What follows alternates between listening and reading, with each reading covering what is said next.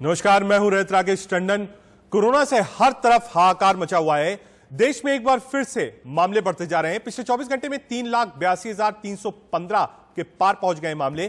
Corona संकट कितना बड़ा और गहरा है, कुल मौत का आंकड़ा 24 घंटे में करीब 3,780 पहुंच गया है। दिल्ली, महाराष्ट्र, केरल, तमिलनाडु, कर्नाटक, यूपी, एमपी जैसे राज्यों पर कोरोना का कहर है। सबसे ज्यादा इस वक्त इन्हीं राज्यों पर पड़ा है, लेकिन दूसरी लहर के इतने दिन बीत जाने के बावजूद भी लोग बिना ऑक्सीजन के मर रहे हैं, बिन दवा के तड़प रहे हैं, बिना बेड के भटक रहे हैं और सरकारें सिर्फ और सिर्फ दावों पर दावा कर रही है। दिल्ली में ऑक्सीजन संकट पर केंद्र को कोर्ट की फटकार के बावजूद भी हालत अभी तक नहीं सुधरे हैं। देश को इस संकट से वैक्सीन ही उबार सकता है, लेकिन फिर भी वैक्सीन राज्यों को नहीं मिल पा रही है। लोग वैक्सीन के लिए कतारों में खड़े हुए हैं, तो कई राज्य ऐसे भी हैं जहां वैक्सीन की भारी किल्लत हो रही है। लोग मर रहे हैं और उनके परिजन शवों को लेकर शमशान घाट के बाहर बैठे हुए हैं, क्योंकि शव वेटिंग में है और परिजन लाचार, मजबूर, बेबस इंतजार कर रहे हैं कि उनका नंबर कब आएगा। जी हां, एक बड़ा पैनल हम लोग के साथ होगा। तस्वीरों के जरिए आपको हम बताने हैं कि देश में इस वक्त कोविड की हालत कैसे है। जी हां, तीन तस्वीरें दोनों तरफ आप देख सकते हैं। इससे हम आपको समझाने की कोशिश कर रहे हैं कि लॉकडाउन लगाया जा रहा है, सब कुछ लगाया जा रहा है, लेकिन उसके बाद भी चीजें काबू में नहीं आ रही हैं। लगातार केसेस बढ़ रहे हैं और ऑक्सीजन पर लगातार कोर्ट सख्त है। लगातार कोशिश ये हो रही है कि ऑक्सीजन मिले, लेकिन अभी भी किल्लत वैसे ही है। शमशान घाट और यमुना घाटों पर भीड़ लगी हुई है। जी हाँ, हमारे साथ एक बड़ा पैनल होगा डॉक्टर्स का। इंडिया न्यूज की कोविड ओपीडी है। अगर कोई किसी के मन में शंका है, कोई घर पे है, दर्शक है, वो लगातार हम नंबर फ्लैश कर रहे हैं, आप उस पर फोन कर सकते हैं। अच्छे एक्सपर्ट डॉक्टर्स की टीम हमारे साथ होगी इंडिया न्यूज पर 1 घंटे लाइव। आप उनसे सवाल पूछ सकते हैं। आपको आरटीपीसीआर कराना है, नहीं कराना है, सिम्टम है, असिम्टोमेटिक है, दवाई खा रहे हैं तो क्या खा रहे हैं, कब टेस्ट कराना है, कब HRCT थोरैक्स कराना है या नहीं कराना है, इन सब सवालों का जवाब एक बड़ा पैनल इंडिया न्यूज की कोविड ओपीडी पे। अपने डॉक्टर्स से आपका परिचय करा दें। हमारे साथ डॉक्टर आशीष चौधरी हैं, जो कि MD हैं आकाश हेल्थ केयर के। साथ ही साथ हमारे साथ डॉक्टर श्रुति मलिक हैं, जो कि डायरेक्टर हैं रेडिक्स हेल्थ केयर की। डॉक्टर रंजीत सिंह है, सीनियर कंसल्टेंट, जो कि हमसे लंदन से जुड़ रहे हैं। और पवन सिन्हा जी हैं, जो कि आध्यात्मिक गुरु हैं। तो सबसे पहले चलना चाहूंगा पवन सर, आप ही से शुरुआत करूंगा। एक मुश्किल दौर है और देखा ही जा रहा है कि लोगों में घबराहट बहुत ज्यादा हो रही है। बार बार चाहे वो ICMR हो, हेल्थ मिनिस्ट्री हो, वो समझाने की कोशिश कर रही है कि सभी लोग क्रिटिकल नहीं होंगे, सभी लोगों को हॉस्पिटल जाने की जरूरत नहीं है, हर व्यक्ति को फेविफ्लू, रेमडेसिविर और ऑक्सीजन की भी जरूरत नहीं है। लेकिन उसके बाद भी घबराहट और पैनिक इतना ज्यादा है कि आदमी जो अपनी मनोस्थिति है उसको संभाल नहीं पा रहा है। पवन सर, क्या करना चाहिए ऐसे में आदमी?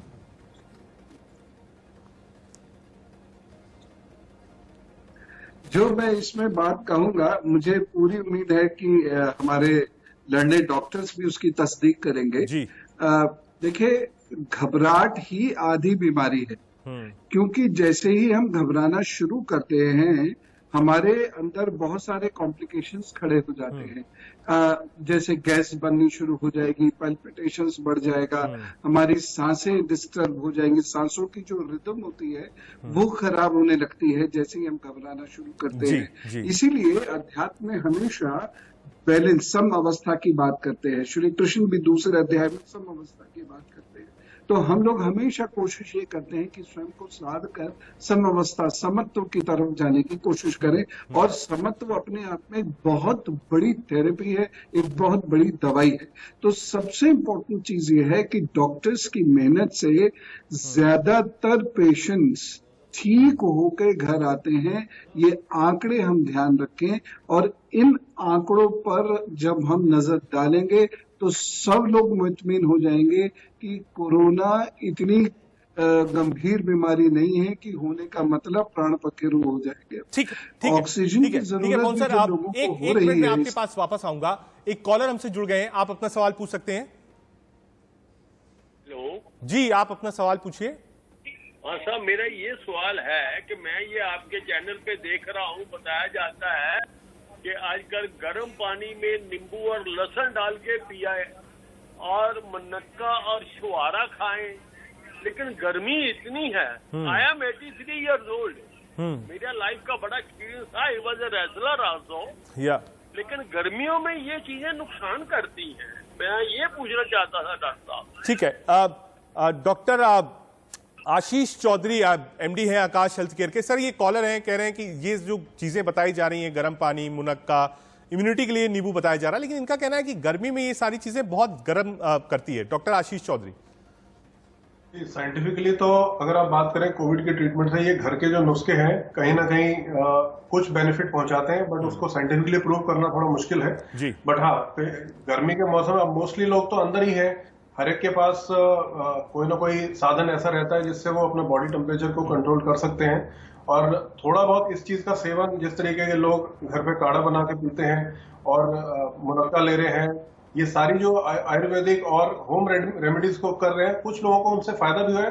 बेसिक पर्पस ये है कि बॉडी की हीट मैकेनिज्म को बेटर करता है, बढ़ाए रहे और मेटाबॉलिज्म अप रहे, इम्यूनिटी रहे। ठीक है, एक बार सीधे चलूंगा, डॉक्टर रंजीत सिंह है हमारे साथ, सीनियर कंसल्टेंट लंदन से।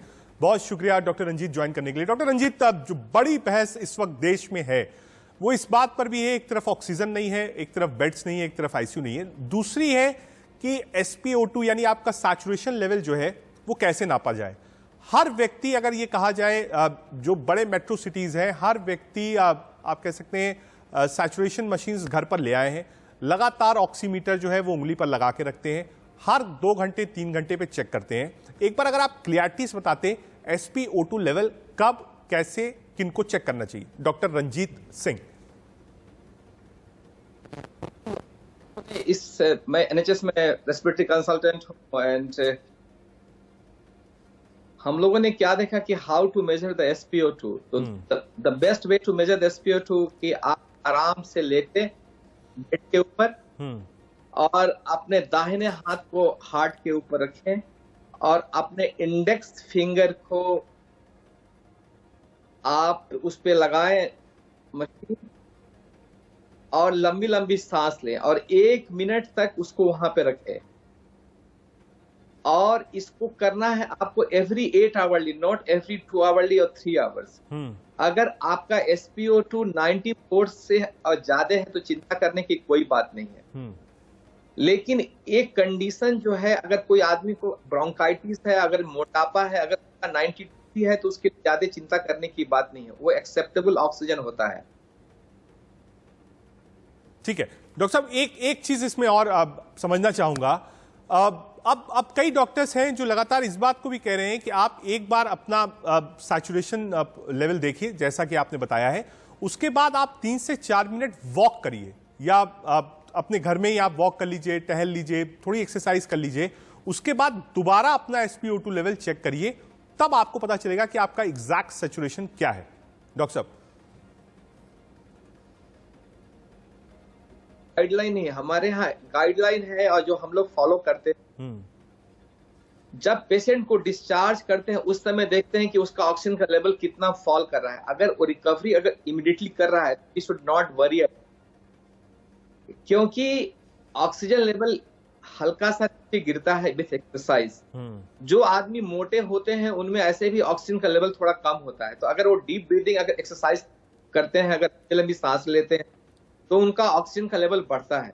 तो इस बात को जानना बहुत इंपॉर्टेंट है कि ऑक्सीजन अगर हमको चेक करना है तो हम लेटे आराम से, लंबी लंबी सांस लें और कम से कम 1 मिनट तक उसको वॉच करते रहें। उसके बाद ही हम कहेंगे कि मेरा ऑक्सीजन का लेवल कम हो रहा है। ये नहीं कि हमने 2 सेकंड किया फिर उसको निकाल दिया, ऐसा नहीं है। ठीक है डॉक्टर साहब, एक कॉलर हमसे जुड़ गए हैं, संतोष जुड़ रहे हैं नोएडा से। संतोष जी, अपना सवाल पूछिए। मैं ये पूछना चाह रहा हूँ कि डॉक्टर साहब से। जी, अपना सवाल पूछिए संतोष आप। मैं डॉक्टर साहब से ये पूछना चाह रहा हूँ कि ये कोरोना जो है, ये बुखार, फीवर जरूरी होता है क्या, कि फीवर होगा तभी कोरोना है, अदरवाइज नहीं है? क्योंकि मैं इसके बारे में जानना चाहता हूँ। ठीक है डॉक्टर श्रुति, अगर आप जवाब देती हैं संतोष का। फीवर एक बहुत बड़ा लक्षण है जो कि कोरोना में देखा जा रहा है।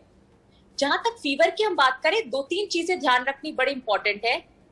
अगर फीवर 48 घंटे के बाद फिर से आ रहा है जी, या अगर 5 दिन से ज्यादा परसिस्ट कर रहा है, तो ये दोनों चीजों में हम लोग एक मेजर कोरोना का फीवर से इसको जो है कोरिलेट करते हैं राकेश जी। और एक चीज और मैं बताऊंगी कि अभी हम लोग जो है वो SpO2 के बारे में बात कर रहे थे, तो इसमें ना एक 6 मिनट टेस्ट होता है जिसमें हम क्या कहते हैं पेशेंट से कि आप अपना एक ऑक्सीजन का जो पल्स ऑक्सीमीटर है वो अपनी इंडेक्स फिंगर पे लगाइए। लगाने के बाद आप 45 सेकंड से 60 सेकंड तक अपने उसको आप स्टेबलाइज करिए। फिर आप 6 मिनट वॉक करके फिर से देखिए।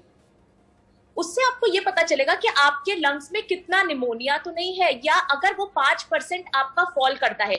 अगर आपने पहले देखा अपना SpO2 97, 98 है और अगर वो 93 और 94 आ रहा है, इसका मतलब आपके लंग्स इन्वॉल्वमेंट है और आपको निमोनिया होने के चांसेस हैं। तो ये भी एक बहुत बड़ा क्राइटेरिया इस समय देखा जा रहा है अगर आपको अपना SpO2 मॉनिटर करना है। ठीक है, इसी में डॉक्टर आशीष को भी जोड़ना चाहूंगा। डॉक्टर आशीष, यही बताया जा रहा है जो इस वक्त चर्चा है कि सबसे पहले आप सिचुएशन देखिए, 5-6 मिनट वॉक करिए। अगर 5-10% से ज्यादा फॉल है तो उसके बाद आपको क्या करना चाहिए? डॉक्टर आशीष चौधरी। अगर आपका फॉल 5-10% से ज्यादा है तो हमें डेफिनेटली उसको आगे फर्दर इन्वेस्टिगेट करना चाहिए। डॉक्टर साहब, क्या करना चाहिए ऐसे में? क्या RT-PCR टेस्ट कराना चाहिए, एक्सरे कराना चाहिए? मतलब आगे अगर, क्योंकि देखिए ऑक्सीमीटर घरों घरों तक पहुंच गया है डॉक्टर साहब, हर आदमी इस वक्त खुद डॉक्टर है। WHO की जितनी गाइडलाइंस है वो सब व्हाट्सएप पे सर्कुलेट हो चुकी है। हर आदमी अपने हिसाब से इस वक्त डॉक्टरी कर रहा है, ये कहना कुछ गलत नहीं होगा। तो मैं ये जानना चाहता हूं कि अगर सिचुएशन 10% से ज्यादा गिरता है 6 मिनट वॉक करने के बाद, उसके बाद जो व्यक्ति घर पे बैठा है असिम्प्टोमेटिक है, उसे कोई दिक्कत नहीं है, उसके बाद उसको क्या करना चाहिए? एक बारी अगर ये सैचुरेशन उसमें नजर आ रहा है कि घर पे फॉल कर रहा है, 5 to 10% फॉल कर चुका है, तो डेफिनेटली RT-PCR करके उसको कंफर्म करना चाहिए।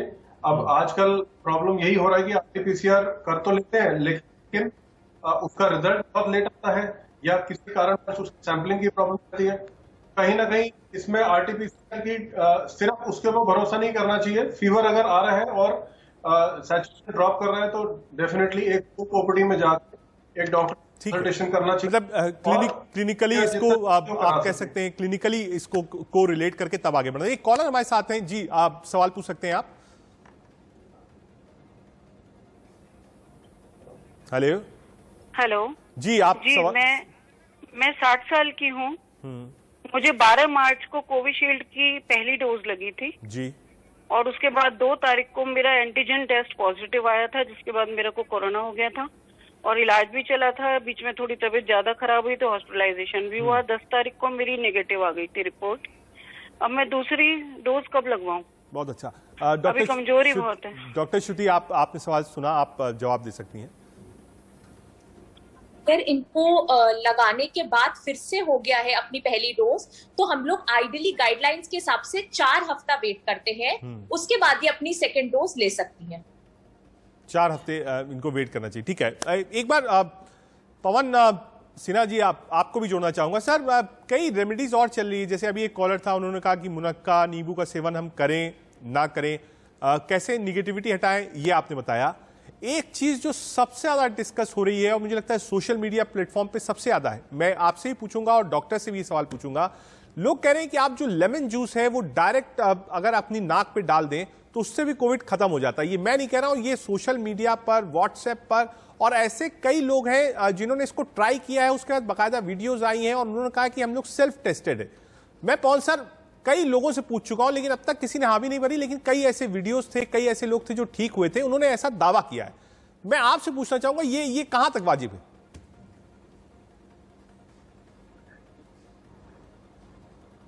देखिए, मैं सभी लोगों से ये रिक्वेस्ट करना चाहता हूं कि केवल व्हाट्सएप को देखकर या कुछ जो छोटी छोटी क्लिप्स आती हैं सोशल मीडिया पे, उन्हें देखकर कोई बड़ा इलाज ना करें। जब तक कि डॉक्टर्स परमिट ना करें वो ऐसा कोई इलाज ना करें, क्योंकि उससे हानि बहुत बड़ी भी हो सकती है। मेरे विचार से मैंने भी ये क्लिप देखी थी और कुछ लोगों से पूछा था, और जहां तक मैंने भी इसको पढ़ा है, ये इलाज नहीं है। तो इस प्रकार की कोई चीज कोई भी ट्राई नहीं कीजिएगा। कहीं नाक के अंदर कहीं ऐसा कोई डिपॉजिट हुआ और वहां पर जाकर ऐसे सब्सटेंस अगर बैठ गए तो बजाय फायदे के बड़ा नुकसान हो सकता है। तो इसीलिए सब लोग इस बात को बहुत गौर से सुने कि ऐसा नाक वगैरह के अंदर कुछ भी चीज अंदर नाक के थ्रू या कान के थ्रू देने की कोशिश नहीं कीजिएगा, ये कोई इलाज नहीं। एक बात। दूसरी चीज ये है कि बहुत सारे लोगों को गर्मी होती है काढ़ा पीने से। जी, थोड़ी सी गर्मी जरूर होगी, लेकिन काढ़ा दिन में सिर्फ 2 बार पीना चाहिए, उससे अधिक नहीं पीना चाहिए। एक सुबह ले लिया और एक 12 घंटे बाद ले लिया। लेकिन कुछ लोग क्या करते हैं, भय या एंजाइटी के वजह से वह दिन में कई बार काढ़ा पीना शुरू कर देते हैं, तो नेचुरली उससे बहुत गर्मी हो जाएगी। तो पहला काढ़ा लगभग लेने 7-8 बजे, और दूसरा फिर वही शाम को 7-8 बजे ले। इससे ज्यादा काढ़ा पीने से बचेंगे तो अच्छा रहेगा। वो अगर पिएंगे तो एसिड फॉर्म हो सकता है, उससे नुकसान हो सकता है।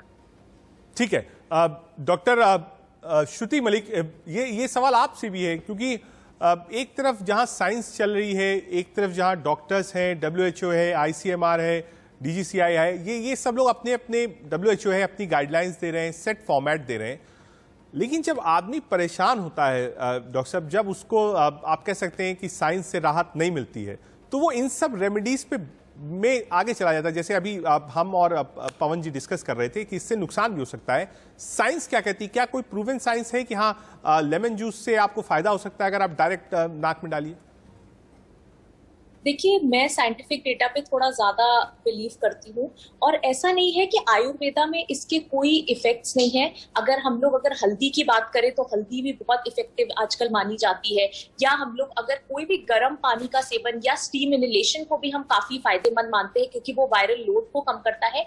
तो मेरा ये मानना है कि अगर इन सब चीजों का सेवन एक प्रॉपर लेवल में किया जाए, या हम लोग ये ना करें कि इतना ज्यादा उसका ओवर यूज करें कि उसका हार्मफुल इफेक्ट है, तब तक उसमें कोई भी तकलीफ नहीं है। लेकिन डॉक्टर से पूछे और जिसकी गाइडलाइंस में से पूछे।